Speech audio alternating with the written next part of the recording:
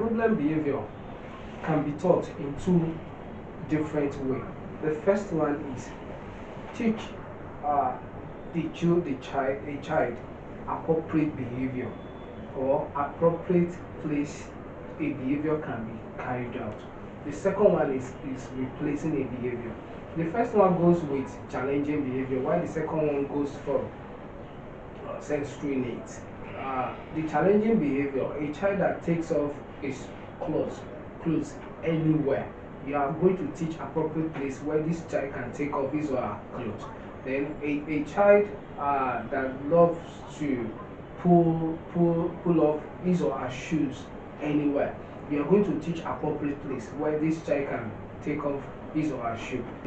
Now we're going to be looking at 5 challenging behavior. One is covering of ears. Like I mentioned, a child that is sensory avoider will cover his ears or her ears at a loud sound. When a sudden loud sound in an environment occurs, the child will want to block it out, or will want to regulate his own ear by either covering it or by shouting. So how do we do this?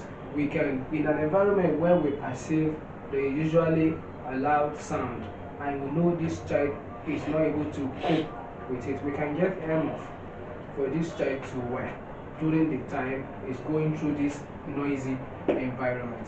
We can when a child is, because at times this child might be hearing a sound that you are not hearing, and the child, you see the child covering his or her ears. What you do is earmuff. That's another thing you can do. You can do earmuff for this child for some time, so that the sound will, the child will be able to regulate the sound within in his ears. That's one. The second one we're going to be looking at is flapping. Is another thing that has to do with tactile, one of the senses, tactile needs. When a child feels sensory needs with your tactile needs, the child is going to flap. That, or the child, you see some children, their hands are busy, they're just touching this, touching that, touching this, touching that. At that time, they are in need. They have sensory needs at that particular time. You can simply redirect the child by using a word or a phrase, "ends quiet." When you say "ends quiet," the child will know, okay, I'm doing something that is off. So the child will be able to adjust him or herself. Another way is by conditioning the child to a particular object. When you feel when you see the child is hands all over object, or the child is flapping, you can just say, "Hands quiet, where's your toy?" The child can now go for the toy. That is when you must have a condition that time the child and flap with this object. That's that way you must have achieved that. You can now remind the child that, where's the object? The child will just go for the object. Another thing you can do with that is a simple one, because it's not all the time you might have access to where you can do something like table work or something. You can have the child presses his or her hands against the wall, or there is this bubbles nylon. You can cut small, put in this child's bag. You can just give it to the child at that time to start pressing. So it's a nice, simple thing that you can even do.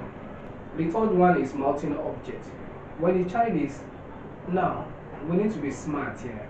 If a child is picking up food item, at least the first thing that should come to your mind is, okay, this child is able to differentiate edibles from objects. The child is picking food, so automatically we should know that probably the child is hungry at that time. But if the child does not even have boundary for anything, food, object, the child is picking and eating, then we should automatically know that this is a sensory need. The child is sensory seeker. We can get a mouth tube for the child. Probably we just have to program it like, okay, a day, this is what number of some children you can do that, you can plan time for it a day that the child does it. But why some, you just have to feed it anytime the child is in need. If he's speaking object, you know, okay, right away, he's in need of this thing at this moment, you can just put it. There are some children that you just wear it permanent in around their neck. So anytime they feel like putting things in the mouth, this is the tube to put in their mouth and chew. Then for the child that is picking food items, you can have a snacks put somewhere like granules, like peanuts. You can just place it where the child can have access to it. So each time the child is feeling like picking a food item, the child already knows where to go and get a snack, so that the child is not really get comfortable with picking food items on the floor around it. For number 4, aggression towards siblings or towards peers.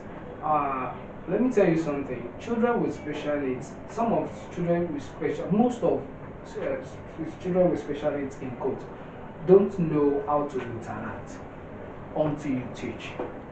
Until you teach them.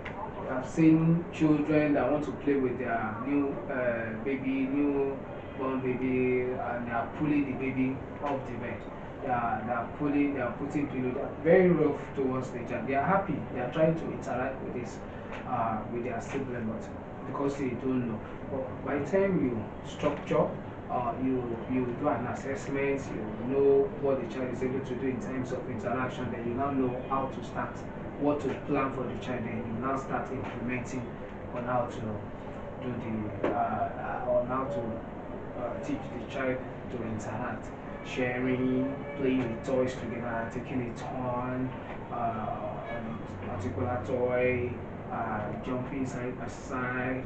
You don't have to shout. So you're going to put a program in place to teach that. Another thing you can use to teach a child on how to interact with his or her siblings is social story. Social story is for children that love storybooks, they love listening to storybooks, so you can teach the process to them. As you are teaching, as you are reading the process to them, you are also demonstrating it so that they are hearing the picture and what comes to them in words together. They are putting it together, and they are now prompting them to act it out. The 5th one is screaming. Screaming, even for we typical adults or children, when a child or when someone is frustrated, you see some people react with screaming. They tend to shout. So also is for special needs children. They tend to scream out of frustration. You just need to know whether this time they are not trying to block out a sound, a loud sound in the background. When you have observed the background and you discover there is no loud sound, there's nothing that is feeding that screaming in that environment, then check what activities they are on at that particular time. So when you are able to do that and you get something, then you know that okay, this screaming is out of frustration. Then you are not going to like okay, each time this child is doing something and is frustrated, this child shouts or scream.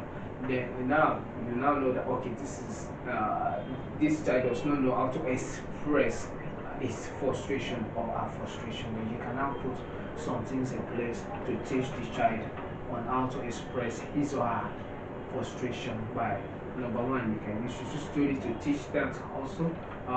Second one, you can just simply tell the child, or teach the child on how to express himself when he's not happy, when he's frustrated with something, with a simple phrase like I'm not happy, like I'm sad, like I don't want this, like stop this or stop it.